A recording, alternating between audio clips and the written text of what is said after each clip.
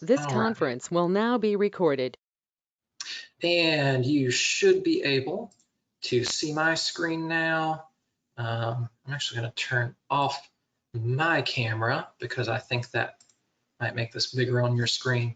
So, again, I know I said some of this may seem sort of basic, but you would be surprised how often it's not done correctly.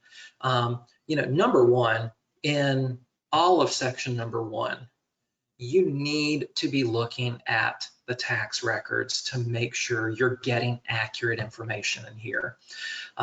If you spot any kind of discrepancy in the seller's names, reach out to the listing agent first. If you see it's in an estate, reach out to the listing agent and try to get clarification on what needs to be in that field because, again, our goal here is to send them an offer that if they wanted, they could literally print out and sign without making any changes. So, you're going to start with realist. I know TMLS has some sort of new tax software out there. I have not been to the training on it yet. Don't really know what the deal is with that one exactly, but in one way or the other, you need to be going to the public records and getting the seller's name right, getting the legal description right, getting the lot, block, subdivision numbers, plat books, pages, all of that is available in the tax records. So now the one thing I will mention as far as a specific term that I have noticed in discussions with agents recently is earnest money is becoming a lot less important. I'm noticing that sellers in especially just maybe even in the last 2 months in particular are reaching a point where they don't care if there's earnest money at all. They want to see the due diligence fee. And yes, number one, yes, this increases the risk for your buyer, which is what the seller wants. The seller wants your buyer to feel locked in to this transaction and know that they're serious. So that's the one thing I'll point out here, that sellers are giving way, way, way more weight to due diligence. And frankly, earnest money, I don't think is being given much, if any, weight at all right now.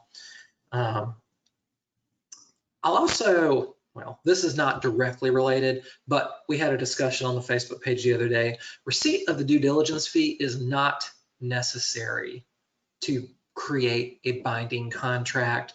I'm just going to toss that out there that if you are a listing agent and you want to get the due diligence fee delivered more quickly, Form 355T is the one and only way to do that that has any teeth. So again, due diligence fee is probably priority number one for sellers these days. Escrow agent, this is one that you should all be familiar with because we're at Fathom. You know that we don't hold trust funds. And this is one of those minor things that could cause you to have to correct a contract and give the seller time to receive another offer. Pay attention to the remarks and the agent-only remarks in the MLS, because if they say their firm does not hold escrow, make sure you're not just putting it in there by default because that's what you're used to. If you came from someplace like HPW or Fonville Morrissey, where they do hold trust funds, they hold enough trust funds, they probably actually make money collecting interest on the float in those accounts. But a lot of firms are moving away from that. If you're representing the buyer, I just recommend putting in the closing attorney to begin with. But again, a little thing that could cause you to have to correct the contract and give that seller time to get another one. Due diligence period, you know what the deal is here. It's as short as possible while still allowing what you think your buyer needs to get everything they need done. And honestly, settlement date, a real quick closing is not always a benefit to a seller.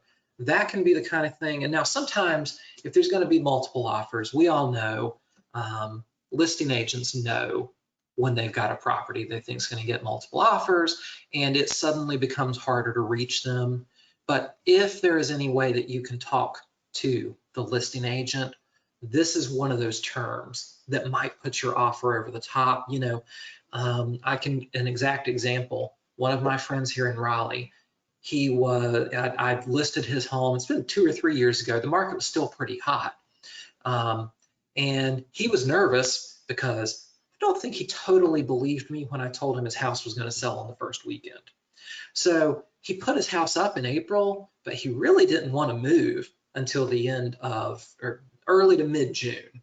So a really quick closing was not a benefit to him. And, you know, we discussed that with the buyer agent, and we got an offer with a 60-day close, which was much more in line with what he was looking for. But, you know, if someone had come in with a cash offer wanting to close in 15 days, that would not have been a term that he would have actually seen as a benefit in that case. So, you know, again, it can be hard to get a hold of listing agents when you know and they know and everybody else knows they have a really hot property. But try your best to get that if you can.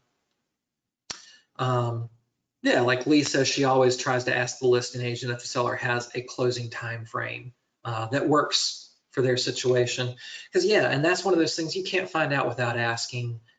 You can't always ask if they don't answer the phone, but you can do your best. So these are not things that you really have much way of knowing, unless they list it in the MLS, which I will point out, carefully reading the MLS remarks is a big part of being able to submit them in an offer that doesn't require any corrections. They should be, if there's big items that you can identify when walking through the home that you know, aren't going to be conveyed, those should be identified in the listing so that you aren't sending offers back 1 or 2 or 3 times to try and get these items corrected. But, you know, going back to that previous term, if you can get the listing agent on the phone, just ask them the question, you know, do they plan to leave whatever, the washer dryer? You know, if there is a, like satellite dishes in particular, I guess, I don't know, I've never had one, but I always see it mentioned. So, you know, that's one of those items that I assume may be leased. And if you're really paying attention, ask that kind of question. And those are also the type of things that will make a listing agent say, okay, this agent's paying attention and knows what they're doing. They might be easier to work with. And of course, personal property. Now this will come down to what your buyers want. You know, if they see the washer dryer, they may want to ask for it, whether the sellers want to leave it or not. Yeah, you know, only so much you can do there. And buyer representations, you know, those are nothing but representations. Try to get accurate info there, but it's only used for the seller to make decisions when they do have multiple offers. Just keep in mind when you're discussing with your buyers that none of this is contingent on what you put in here. So contingent sales. You hopefully all know that the contingent sale addendum went away. It no longer exists. There is no standard form that you can use for this. I have had this discussion with Will Martin over at North Carolina Association of Realtors. And for those of you who don't know him, he is the person at NCAR that, in conjunction with the North Carolina Bar Association, helps to draft our forms and makes the updates every year. So I've had this specific discussion with him. The intent of the Association of Realtors and the Bar Association is that a buyer who needs to sell their own property first, that transaction is treated like any other due diligence item. I know in this area in particular there are some very large teams that when they heard the contingent sale addendum went away, they didn't ask any questions. They went out and they paid an attorney to draft one for them to use anyway. So if you have a buyer who insists on having an addendum drafted, you can. But I will tell you right now, any agent who has paid attention to the forms changes and has, potentially gone a little deeper and seen what the thought process is behind those form changes, if you include a contingent sale addendum drafted by an attorney, you are definitely putting your offer at a disadvantage. And we covered this sometime when we were still meeting in person, so it's been a while. But we covered this at a class I did over in the Parkline office in Cary at one point, because of course the question that agents ask is, okay, if there's no contingent sale addendum, how do I protect my buyers? So what you do is the person you are representing who needs to sell a home and buy a new one, if you are representing them on both transactions, your job is to make sure that they get at least as much due diligence fee on the home that they are selling as they offer on the one that they're buying. Because, you think about it, if they get at least as much money on their listing, then even if it falls apart, they keep that money and it cancels out most of what they may have lost on the purchase side. So, again, you can protect your clients without adding a contingent sale addendum that could act as a red flag to the sellers that your folks then want to make an offer to. So obviously, filling out the section, hopefully, this has been out long enough that, hopefully you're familiar with that. If they do have one to sell, you're just going to check that they do. You're going to check that it either is under contract, is not under contract, or that basically you're going to check it's either under contract, it's not under contract, or it's probably not going to get accepted. I can't imagine why a listing agent would recommend accepting an offer with one of these other ones if it's not being marketed.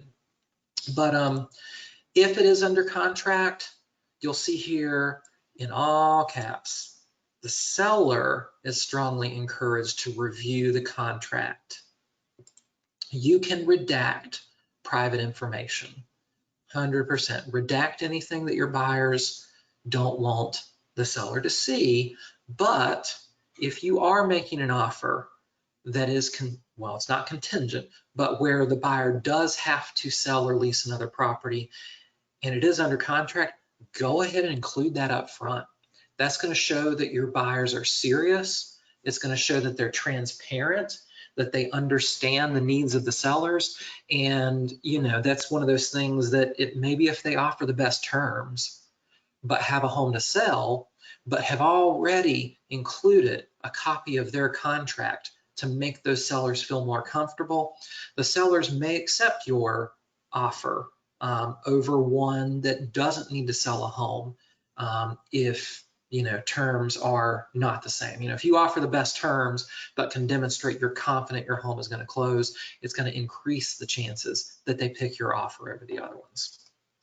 Erin, I'm sorry, this is Christine Noble. May I ask a question about that section really quick, please? Absolutely. Go ahead. Okay. So no matter, I heard what you were saying about due diligence as far as making sure that they get the due diligence as close as they can in their sale contract as they do in their offer to purchase, so that it's a wash if if it falls apart. But regardless, they still, you still have to say, yes, they have a house to sell, right, in order to move forward. If they have one, you have to check yes, right? Yeah. Okay, just wanted to make sure. If selling that home is required to purchase that one, yes. Okay. It would be a material misrepresentation to check does not, if you know that they do in fact have one to sell. Yep. Okay, just confirming. Thank you. Sure thing. Yeah, and y'all, 100%, totally feel free. You can mute and unmute yourselves at will. If you have a question, don't be shy about speaking up. This is Hey, another Erin, this is Rebecca. I have a one. question on what would you redact from the offer if you were submitting one, on the property that you listed? What do you consider that the buyer or that they shouldn't see, the seller shouldn't see? Personally, I would probably redact the name of the buyers for the other property and the contact information for the entire buying side on page 14. Because I think what you definitely want to avoid is having the seller or the listing agent saying, oh, hey, look at this. We're going to call and harass that buyer's agent and that buyer to see what's going on with the transaction. I think you definitely don't want them getting involved to that degree. So I think at a minimum, you would want to redact any sort of names or contact information that could allow that seller and listing agent to turn around and perhaps inappropriately contact those that other party.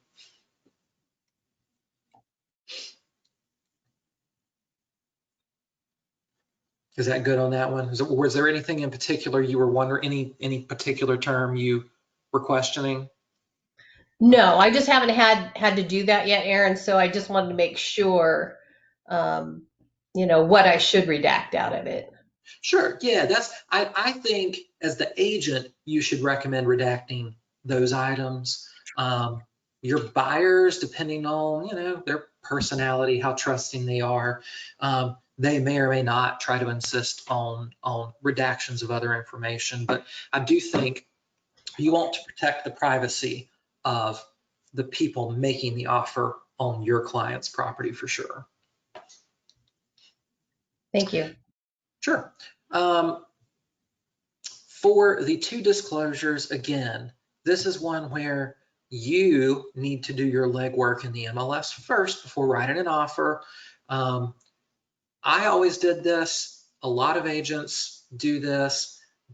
Some agents don't, and that's okay, but a listing agent who's really on top of things is probably going to have a copy of both disclosure statements in the MLS in the document section. So always, always, always check there first before you write an offer. If they're in there and you check these boxes saying the buyer has not received a copy of either one, that's one of those things that's a red flag to the listing agent. They're going to say, well, what's wrong with this person? They didn't even bother to look in the document section to see that I already have these two disclosure statements in there. If they can't do that, how difficult are they going to be to work with when we're negotiating repairs, things like that. So again, this is just one of those things where you want to avoid your offer having any red flags to a listing agent that can make them think that you as an agent may weaken your buyer's offer. Now, if you look in the MLS and they're really not there, contact the listing agent, ask for a copy. But if you expect multiple offers, do not hold up writing the offer, waiting to get those. You can tell the listing agent, hey, I looked in Paragon in the document section. I don't see those in here. If you can shoot them over to me here quickly, we're trying to write an offer, but if I don't get them, we're going to go ahead and send the offer over anyway. So, again, that's just one of those things. Pay attention in the MLS. Let that listing agent know you're going to be easy to work with because you do your homework first.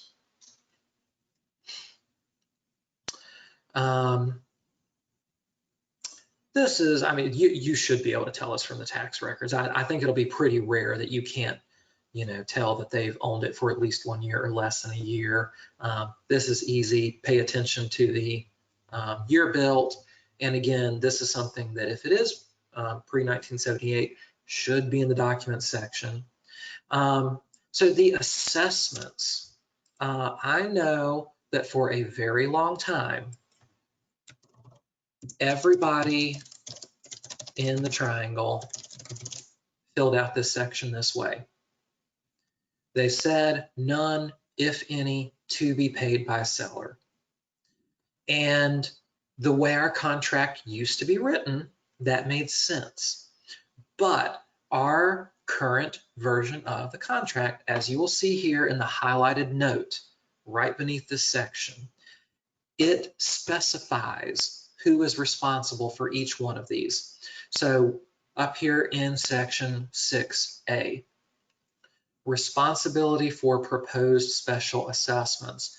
Buyer shall take title subject to all proposed special assessments. And then conversely, you scroll down here to section 8K, and it's going to tell you that the seller shall pay in full at settlement all confirmed special assessments, whether lump sum, future installments, whatever. Basically, it says they're responsible for this. So what happens when you're filling out this section and you continue to use none, if any, to be paid by seller, you are creating a conflict within the contract. This term now conflicts with the term in section 6A. Now, in theory, text you have entered should supersede pre-written language, but you still create the possibility of confusion within the contract. And a listing agent that is really paying attention is going to look at that and say, no, no, no, the buyer is agreeing to accept this subject to any proposed special assessments. You need to go back and change that. And, you know, again, this is just one more item where if the seller has to wait on you to make corrections, they could get another offer. They're going to move on to that next offer. They're going to say, well, they didn't even write their contract right at the beginning, because sellers don't know. They don't know what these terms mean. We have to explain it to them. And when the listing agent says, well, the offer looks good, but they put this in here, which is not correct, and they've got to go back and fix that. That's just, you know, it's one of those little things that can impact the seller's confidence in your ability to send them an offer they want to accept. So make sure you're using these blanks correctly. Don't put none, if any, to be paid by seller.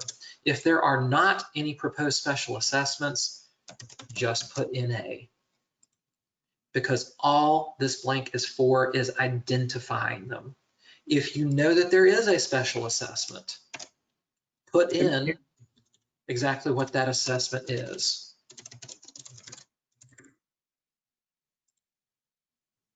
And did I hear someone trying to ask a question? Yes, sir. This is Jimmy Swan. Wanted to ask about assessments. Other than the HOA, any other public record you could potentially get? There any assessments that you like? Yeah, digging up special assessments is not always super easy. The HOA is obviously the best place to start, because for most properties, that is the most likely place for a special assessment to originate. I know that, for example, in the city of Raleigh, homeowners used to get assessed if a sidewalk was installed. That has gone away. I don't know other towns. I know the city of Raleigh pretty well. Special assessments for installing sidewalks totally went away. So there's not a lot of opportunity for the city to impose special assessments on homeowners inside city limits of Raleigh. I couldn't really tell you about other municipalities, but definitely the HOA is #1 place to start. And honestly, if you put that there are not any confirmed special assessments, and it turns out that there are after the seller has signed this agreement, then my opinion would be that they are materially in breach, because you have both signed this document agreeing that there are not any confirmed special assessments. So, you know, of course, anytime you've handed over money to the seller and find out they didn't give you all the information, there's some risk, because there's no guarantee they're just going to, you know, be super cooperative and hand it right back to you. But, you know, if you do identify, you know, if you know there's one with the HOA and your buyer's fine with it, 100% identify it in here, so that you have a clean contract, because the seller should know about that confirmed special assessment too, and may ask you to go back and correct it before they'd consider your offer. But if you can't find any through a fairly, quick public record search or by reaching out to the HOA, I would go ahead and put that there are not any, because that's the selection that's going to best protect your buyer if a surprise one pops up later. HOA information is pretty easy to find. If you can Google the subdivision, you can probably find the HOA's information. I'll be honest, this is not the type of information that I think a seller or a listing agent is quite as likely to fact check super closely. We all know that HOA dues are subject to change. Well, they're subject to going up. They change by going up. I don't know that they ever change by going down, but this is not necessarily a term that I think is going to, ruin your offer if your HOA dues are off slightly or if you have the wrong address or something. But it is still pretty publicly available information. It's just one of those things. If you take the time to look it up and get it in there right the first time, the listing agent's going to take a look and say, hey, okay, this agent may be easier to work with. I think we all know that asking for closing cost is a gamble these days. That's not something I think we need to stop and dwell on. Home warranties, again, if you're trying to get an offer accepted on a property with multiple offers, you're trying to give them something with as few concessions as possible. Though a home warranty, I will say, if you have a buyer who is worried about things being wrong with the house, a home warranty might be worth more than $2,000 in closing costs. I know people have mixed and sometimes very strong feelings about whether a home warranty is worth the paper it's written on. I personally have had one on a property I owned in the past. I used it. It worked fine for me. So, I personally have no problem recommending them as a potential value add for a buyer who is maybe a little nervous, but doesn't want to ask for a lot of closing costs from a seller. But if your buyer is not nervous, I would not suggest adding that as an extra item in there. And I think those are the highlights here. Actually, I will point out the information here on page 14. You can find all of this information online, like the firm's license number. You can look that up very easily at the Real Estate Commission website. You don't need to text the listing agent and ask them, hey, what's your firm license number? If you know who the listing agent is, pop on here, look them up. There's the firm license number for Gary Clark. So that's not something that you need to pause, text the listing agent and ask for so that you can finish this offer. That's one of those things that might help you get this thing submitted a little quicker versus an agent who doesn't realize how easy it is to look that up. So yeah, the listing agent's firm license number is super, super, super easy for you to find. So, look that up, get their contact information from the MLS, and go ahead and fill this section out. I have to admit, the very first offer I ever wrote back in, I don't know, sometime in 2010, I submitted an offer to an agent at, I think it's called Weaver Street Realty over in, where is it, Hillsborough or somewhere over in that area, Carborough maybe. Anyway, it turned out he was a super nice guy, but after I'd submitted the offer, he called me up and said, so we had it under contract already. We worked through a few things that I had missed on my offer. And he called me up and we were talking. I said, so was that the first offer you ever wrote? And I said, yeah, it was. And he could tell. So that's why, that's why we're starting out by going through these items, because An experienced agent can tell if you don't quite know what you're doing. These are the kind of telltale signs that give it away and might make, okay, yeah, they are in Carrboro, and might make an agent more likely to pick another offer over yours. Now, this was 2010. There were no multiple offers. So he was willing to work with me, but if I was starting over today and submitted that same offer, potentially even to that same agent on the same property, he might have looked through there and said, oh, wow, this guy's brand new. We don't want to work with him. Let's take this offer over here from an agent who has the contract filled out completely correct the first time. So, like I said, this is not just an exercise in how to fill out a contract. Listing agents look at this stuff. I mean, I can tell you from talking to listing agents in our own firm that they look at this stuff. And then I had that experience on my very first one, and he just flat out asked me, is this your first offer ever? And it sure was. So at this point, I am very much hoping that we can open this up and get some feedback from some of y'all.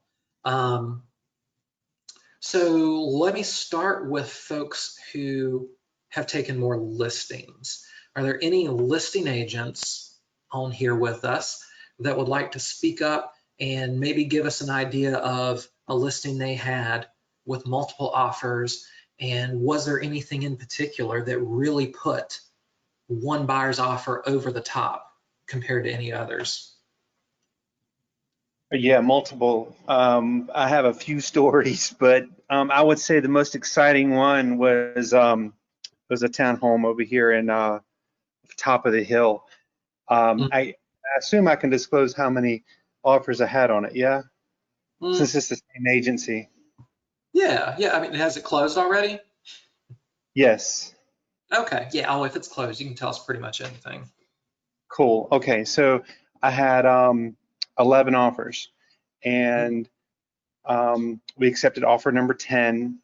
And the main reason was they were putting down 20%, and the price was similar to some of the others, but the amount of money that they're putting down was instrumental. But at any rate, going back to each offer, there were several errors, such as they didn't provide the MOG. The biggest error that I saw was they didn't provide the MOG or the RPD with the offer, and I had to contact them back and say, hey, look, could you, and it was unnecessarily, took time for me to follow up with everybody to get bits and pieces of the information back from people.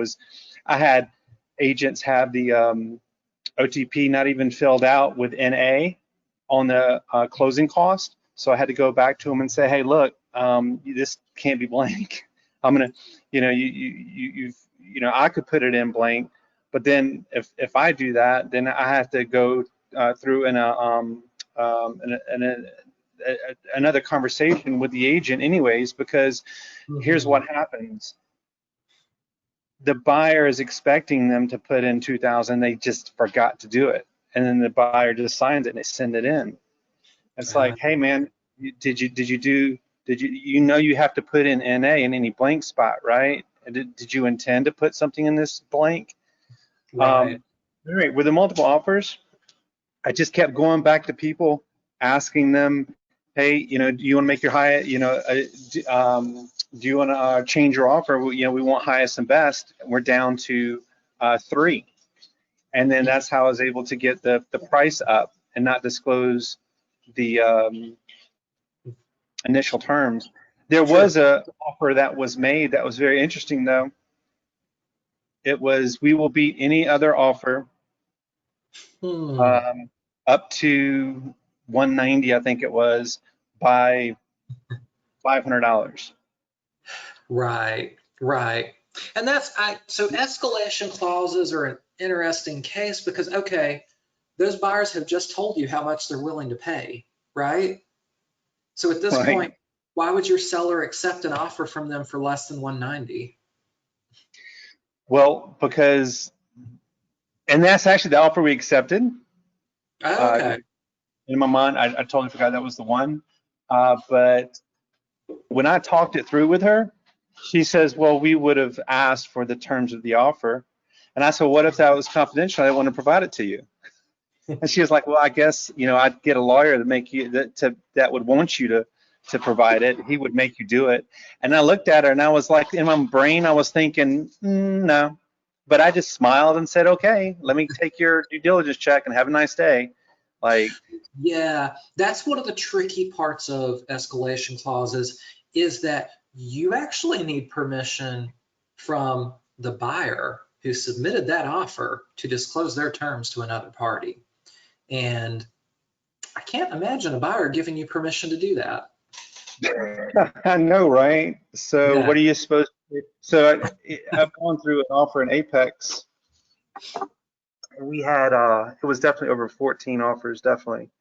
Oh, wow. The one that won ended up being, again, more money down, and not even in the highest sales price, of course, but the more money down with the financing made all the difference. Did I answer the original question? Because that was a lot to think about, because I had to rethink a deal. Yeah, no, actually, honestly, what I took away from that is that number one, what we just discussed is important, that having an offer that your seller can actually, if they wanted, print off and sign right then and there. But also, I'm hearing that knowing that the buyers have cash is important. And I think we're seeing why that's so important. Also in the last month, we're seeing a lot more appraisals come in short.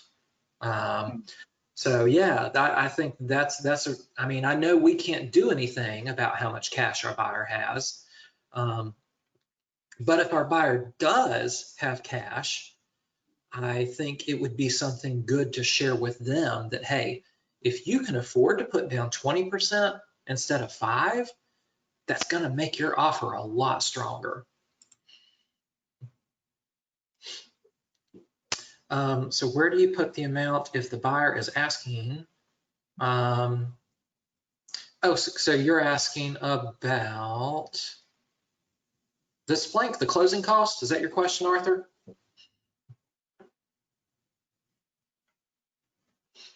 So yeah, that's if you are asking for closing costs, that goes right here in, what is this, section 8I. But yeah, I think, unless your buyer absolutely needs them, I think I would try to find other ways to get around asking for closing cost right now.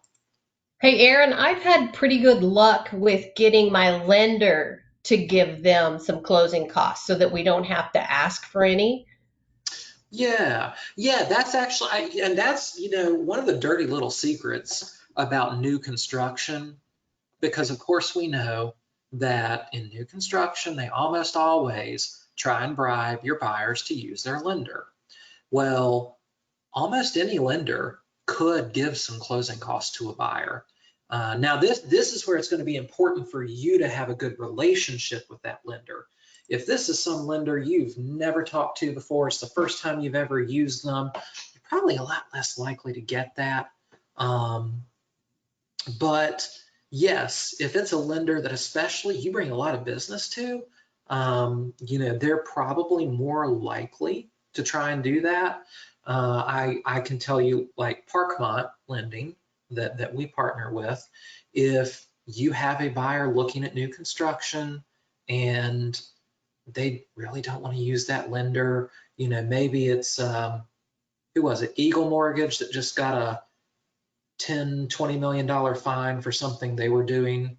I know what it was. They were certifying loans as FHA approved and selling them to FHA, but they weren't actually meeting FHA terms. So they got in a lot of trouble for that. So, if your buyer doesn't want to work with the builder's lender, or even if it's a resale, if you have a good relationship with that lender, it's certainly something that you can ask for. And so Linda is asking, is there anything else to make an offer more attractive if they only have 5% to put down, besides putting down a lot of due diligence and offering way over sales price and worry about the appraisal? I know that's I know that's the magic bullet everyone's looking for. That one, I think you really are looking at putting together lots of small puzzle pieces here. Just like like Jimmy was mentioning, if your seller or your buyer rather maybe doesn't have that much to put down, at the very least, you can make sure that you're submitting a super clean offer that that listing agent's not going to have to call you back 2 or 3 times to get it all corrected. I totally understand at a certain point, there's only so much you can do for a particular buyer. That's at the end of the day, that buyer's got to have the cash to make something happen. And, that Yeah. can certainly be tough. Yeah, we're working on number 6 offer right now, and just trying, we can't really compete with a 20% down offer or a cash offer. I mean, we're just trying to increase the sales price as much as I can reasonably, justify increasing it, and doing serious CMAs. And but other than that, I don't know what else we really can be doing. We've done letters and all of that. And I know that there's a lot of controversy with letters too. I've been to a class once that said, I don't know, that the listing agent shouldn't show a letter from a possible buyer, but I don't know what your take is on that. Yeah, I don't know. That's one of those where, it's not technically part of the offer, but Yeah. I feel like there's room there where a buyer's agent could possibly file a complaint against you for sharing it. I think now if the letter has obvious fair housing red flags in it, I see. yeah, maybe at that point, maybe you read it first. If there's not fair housing issues in it, I don't think you're probably really putting yourself at any risk by sharing it. I don't know that you're necessarily obligated to. If you're the buyer's agent and a buyer wants to submit one, again, I think as long as there's no fair housing information. Now, if they put just blatant fair housing violations in that letter, I feel like you have an obligation not to transmit that to the other side. But otherwise, if you're representing that buyer, they ask you to submit that personal letter and it doesn't violate fair housing, I think that probably falls under the lawful instructions of your buyer. And if they ask you to do it and there's nothing illegal about it, which would mostly be fair housing, you probably need to go ahead and follow their instruction. Yeah, I just saw Lee post, don't send pictures with letter, and I was curious why that was. That would be, and I'm assuming she's probably talking about actual pictures of the family, of the buyers, because that very much risks making it about the people instead of the offer. Yeah, that would definitely, to me, be a real likelihood of crossing the line if you include a picture of the buyers. Okay, thanks.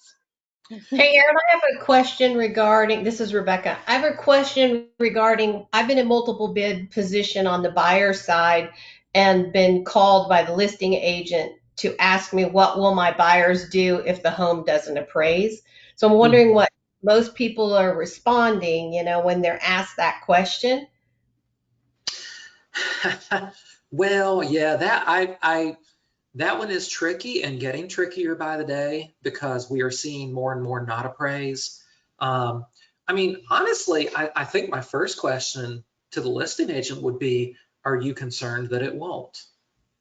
If they're asking you that question, number one, it sounds to me like they're concerned it won't appraise or they wouldn't be worried about it. So, this is one of those things where if your buyer really wants to make their offer stand out, they can have an attorney draft an addenda that says they will make up the difference for the shortfall of appraisal. And see, now this is where some agents think they can get creative and put those kind of terms here on page 11. I've got to tell you right now, there is zero chance that you can fit language that will appropriately cover all possible outcomes in this 1.5 lines of space. There is zero possibility that you can add, even if you were allowed to draft language, which of course you're not, there is no possible way that you could put terms in here that would contemplate all possible outcomes. What if it doesn't appraise by 30,000, you know, and you've agreed to make up the difference? What is the penalty if you don't? So there's a lot more to contemplate in those kind of addenda than I think agents typically realize. And number one, of course, we're not attorneys, so we shouldn't draft language like that anyway. Number two, there's no possible way that you could put appropriate language in this blank that would cover all possible situations. But if you have a buyer who has cash and is confident that they can make up the difference, you could talk to an attorney about having that kind of addenda drafted. But yeah, I mean, if the listing agent just calls you up and asks that question, I mean, you know, what do they expect you to say? I mean, if you didn't include that addenda up front, then it's like, okay, well, you know, number one, sounds to me like you don't think it's going to appraise. You know, number two, in this market, you're probably not so much doing CMAs on every offer you write like you might in a slower market, because we know that whatever the CMA says, doesn't matter if the seller gets an offer for 10,000 more from someone else, you still lose out. So yeah, that is, you know, that's a tricky one. I haven't been selling enough myself in this particular market to have a good script to share with you on that right now. If someone else does have a really good response that they use when a listing agent gives them that call, absolutely feel free to speak up here. Hey, Aaron, when on the houses that I list, one of the things that I brag about is I can get higher than the comps in the area. And when a lot of homes that I've sold as listing, that I had that conversation with the buyer's agent up front by their offer. For example, knowing I'm already above market and my listing price, right. I've asked them, hey, have you done your CMA on the home? You do realize the home may not. I approach them with it. I say, this home potentially may not appraise because we are above market at 400 or whatever it is. Right. And if they say, well, you have concerns about that, I'm saying, well, look, just want to let you know, we do expect multiple offers on the home, or we're already in a multiple offer situation. So it kind of goes back to that, because most of the houses that are listed that I've sold within a week are multiple offers. I mean, and I had one sell that came on coming soon, and I know that one probably would have had multiple offers. But at any rate, they'll typically say, yes, we know we have to bring some cash to the table. My buyers are willing to do it. A lot of buyer agents do their CMAs. They even offer that up front. I've actually had them call and say, hey, look, Jimmy, we want this house. We love it. I'm sending you a letter how much my clients love it. And they know that if it doesn't appraise, they can make up the difference in cash because they're putting down 20%, blah, blah, blah. Right. They already see it. It's in the wheelhouse. I've had people try to put it in writing of appraisal before, and I won't touch it. I just can't touch it. It's just I'm not going to agree to anything because there's other offers. I've actually had home went under contract that the listing price was already aggressive, and the buyers purchased it, and I didn't say anything to the buyer's agent, and the appraisal didn't come in. And I asked the agent for his CMA that he provided to the buyer because we were arguing on if my client should reduce his price. And his exact words to me, oh, I forgot. I just forgot to do that. He was kind of cynical about it. And I'm like, well, you need to take that up with your buyer because buyer should have known what to offer the home, and we're not reducing our price. Right, right. We I ended mean, up reducing the price, but not as much as they wanted us to. right, right. Well, yeah, I mean, and I mean, you know, we should all know and make sure our buyers understand that there is nothing in this contract that says the price is contingent on the appraisal. So yeah, I mean, unfortunately, there's not any great cure for low appraisals other than cash in hand. Yeah, that's one that, you know, um, it's very tough. I completely understand. It's very tough for buyers right now because people who could have bought a home 3 years ago, suddenly with the same down payment are struggling to compete. So if I'm a buyer's agent, Aaron, let me ask the question of, is it, you think it's okay for me to, I mean, I do it. I tell the seller's agent, hey, look, you know, you priced the home aggressive. We want to go under contract. And my clients do understand that if the home didn't appraise, that we can come up with difference. I've been instructed by the buyers to tell the seller that, because I specifically asked the buyers, hey, look, you're making an over list price offer. Like we're $10,000 over.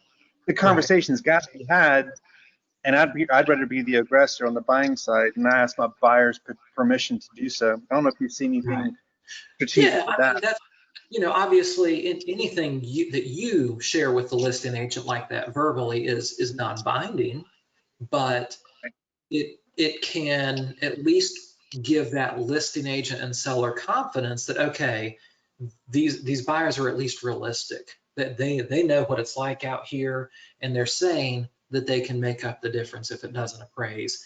And so even if it's not incorporated into the contract, going that route, you know, that can be a little something to, again, it's all about giving the listing agent and sellers confidence that you can close. That's primarily what we're talking about here. So yeah, even just sharing it verbally is totally fine, 100% non-binding, but if it helps your buyer get it, yeah, go for it.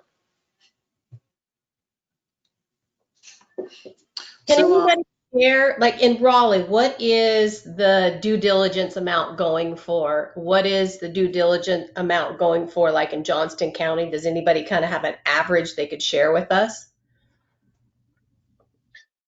I tell buyers typically in due diligence and earnest money, you want to be around 1% of the total price of the house, but you could do less and you could do more depending on the desirability of the home. yeah, does anyone want to share some thoughts on what they have been putting down for due diligence on the buy side? I mean, my last offer that was accepted, the due diligence was $2,500 and the earnest was $5,000. Okay, what was the price point? $267. Okay, okay. What was the location? What city? It was in Garner. I just was in a multiple offer situation myself, and my buyer decided not to do any earnest and put everything towards due diligence. And we lost out a few homes, and even with that, and he finally got it. But it was $6,000 at a $300,000 home. Yeah, I mean, you know, of course, y'all know, I personally review all the documents in our office. So I do see a fair number of these. I'm not necessarily, when I'm reviewing, I'm not necessarily looking and analyzing, hey, okay, here's how much they offered, here's how much. I'm just making sure y'all filled out your paperwork right. But yeah, I definitely, I think it would be very hard to give you an average. I mean, I've seen everything from still as little as maybe $500 all the way up to, I mean, there are due diligence fees being paid that are 10,000 or more.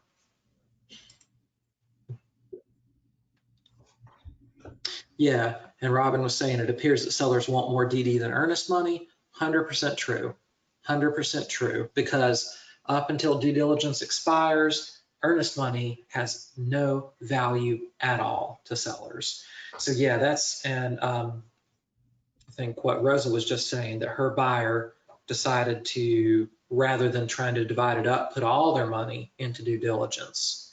And I think if you want to stand out, that's certainly something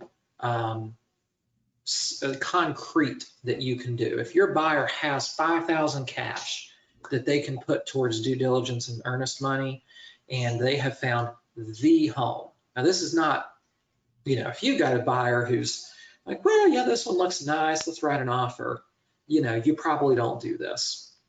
But if you've got a buyer, Aaron, if you give that much due diligence, are you not risking that they may not make any repairs because they have the leverage on their side? oh yeah, 100%. Yeah, absolutely, you are. But if there's 5 other offers offering at least that much due diligence, then, and again, that's why I say this is not something you do for that buyer who's just shopping. This is if your buyer needs a place to live and says, this is the house that I want, how do I put my offer over the top? That's the situation where you have that discussion. Because I mean, and I was just talking to someone today that, I honestly, when North Carolina switched from our old multiple contingencies style contract to the due diligence style contract, I truly do not think they ever contemplated a market that would so heavily favor sellers. Because this is a really tough market to be a buyer, and due diligence fees are reaching just nearly absurd numbers, honestly. But again, if your buyer really wants the home, they either pony up or they move on to something that's less desirable. There's just, unfortunately, there's as an individual buyer and an individual agent, there's only so much you can do in that regard.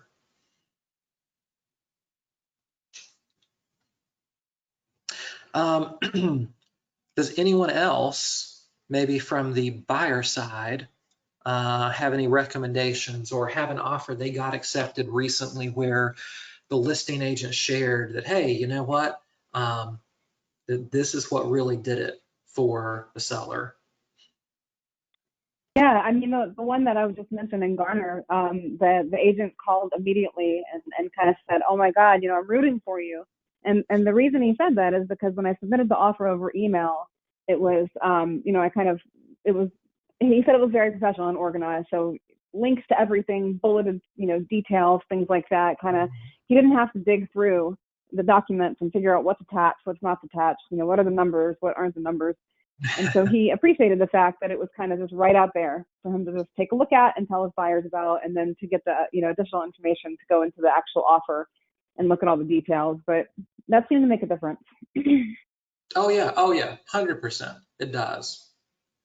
I had a situation recently. It still makes my heart race a little bit, but I had a buyer who we had had a house fall through in a neighborhood they really wanted to be in. Another one came up and they wanted the house, and they had money to spare, and we ended up offering.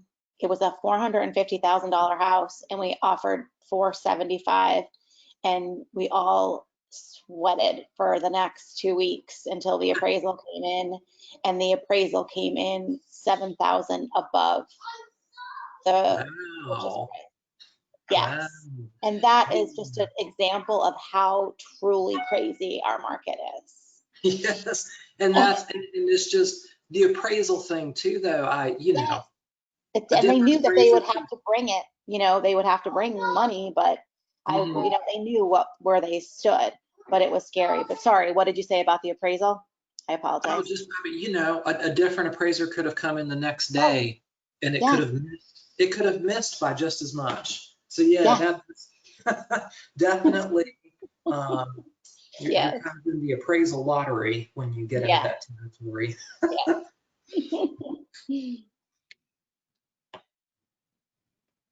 So I've had no luck with additional provisions as a buyer's agent or a listing agent presenting it to a seller. I didn't know if anyone's ever had any luck with the additional provisions with putting a time limit on an offer? Yeah, that's a discussion I have occasionally with agents here. And, I just tell them, like, look, if I'm the listing agent and I know we're going to get multiple offers, I'm telling my sellers, you just ignore that expiration date. If they really want this house, they'll still be here Sunday afternoon. I really, in a more balanced market, it has its place. In the current market, I think most sellers are just going to totally ignore it and say, you know what, if they're serious, this is Friday. If they're still serious, they'll still be around on Sunday, even if this expiration date passes. They'll just have to write us a new offer. So yeah, I personally don't think you're going to see a lot of success trying to use that to force a seller to make a decision sooner. Now, where it does become very useful is, if we kind of go back and compare the motivations of your buyers. If this is a buyer who is not just totally in love with that house and says, you know what, this is the house, I want it. If they say, I like this house, but yeah, that one over there is pretty cool too. What including that addendum does do is it lets your buyer, if you submit an offer Friday morning and it's got a deadline of Saturday at noon, what it does do is it lets you go ahead and schedule showings for Saturday afternoon so that your buyer can go ahead and move on with their life instead of sitting around trying to figure out what that seller's going to do. So, but again, in this market, that addendum is primarily for buyers who would like that house, but they would also like that one, and they just don't want to be tied up for 4 to 5 days waiting for sellers to try and squeeze as much out of the buyers as they can.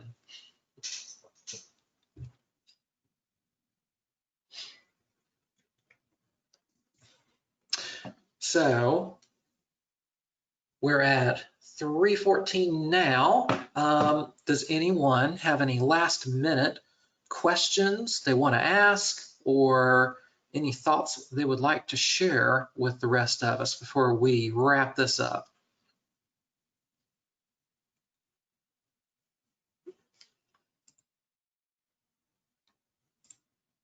So if we've got nothing else, I'm going to go ahead and wrap this up then. I appreciate y'all showing up and participating. Sometimes that can be like pulling teeth. But yeah, I think we got it. Hopefully you got some good information out of this. For anyone, if you joined late, missed parts of the call, I know that video conferences can be hard to stay connected to the entire time. This was recorded. It takes a little while for GoToMeeting to transcribe the recording, but once it is, I will post a link to this in the event on Facebook. So if you RSVP'd to the event, you'll be able to find the link there and watch the recording later. So y'all have a great afternoon, and I will look forward to seeing you all again soon.